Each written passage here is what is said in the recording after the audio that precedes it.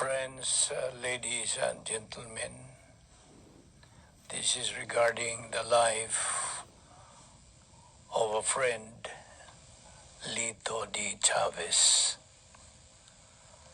We are gathered here to celebrate his life, and I know you have many things to say about him, but this important thing is that I can mention about his life. He was such a thoughtful father and caring to his children, and very prolific in his dealing with people. And he even did not miss any of our activities as a family. He was there in the forefront with his camera and take pictures during the graduation of my son,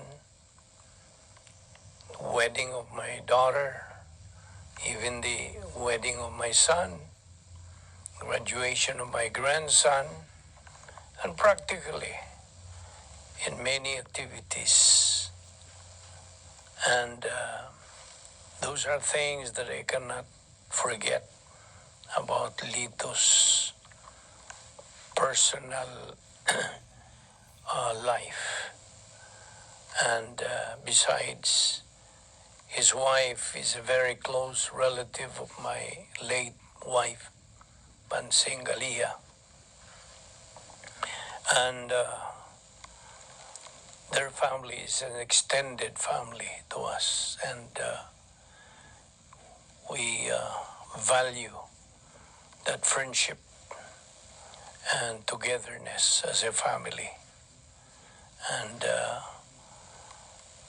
one thing that impressed me about him is that he is such amiable, honorable, and very approachable guy.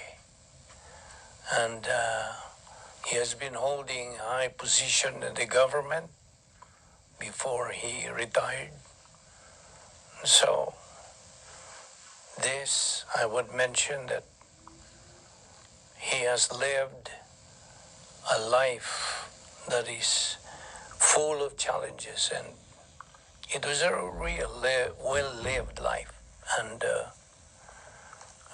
he has left an indelible imprint and impact on the life of so many people. And so tonight, I would like to relate to you the importance of living well and to be a model person in the community. First of all, life is indeed too short. All questions about life can only be answered by the Bible, the Word of God. We as a people only live one day at a time. You see, life is just a passage of time. God has His own perfect timetable for every person as to when, where, and how he or she is going to die. God's timing is perfect. He is never too early and never too late. Hence, nobody has the right to question God's perfect integrity. The Bible specifically says in the book of Ecclesiastes, there is always a time for everything. There is a time to be born. There is a time to die. Our life, then, is likened to a vapor, a mist. In Visayan dialect, mura lang ang kinabuhi sa tao ug yamog. Our soul will live forever ad infinitum. Hence, the question comes, where then in eternity do we want to spend our life forever? Eternity in heaven or eternity in hell? If we decide to accept God's gift of salvation by believing in the Lord Jesus Christ as our Savior, then we go to heaven. Thus, faith in Christ, eternal life, but rejection of Christ, eternal condemnation. Even in John 3:36, God's Word says, he who has the Son, the Lord Jesus Christ, has life, eternal life. But he who does not have the Son does not have life, but the wrath of God abides on him. John 3:16, a popular verse says, God so loved the world that he gave his only begotten Son, that whosoever believeth in him shall not perish, but have eternal life. This message from God is grace. You see, this is God's guaranteed assurance to all who believe. That is God's promise to them.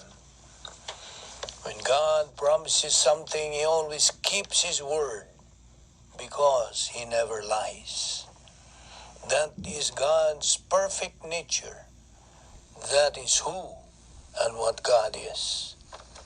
That is God's message in this celebration of life of our beloved friend, Lito Chavez. Let us bow in prayer. Heavenly Father, we thank you for your precious word that we just heard today. You are truly such a loving Father who wills that all will be saved and live in heaven with you forever. We thank you for the life of Lito, whose life was well lived and has left an indelible impact to his family, relatives, and friends. As we knew him, he was such an amiable person, admirable, honorable friend to everybody. We thank you again for his life. Bless and take care of his wife, Rizzi, who happens to be a close relative of my late wife, Pansing Galia. Bless her daughters, son-in-laws, and her respectable family. All these we humbly ask in Christ's name. Amen.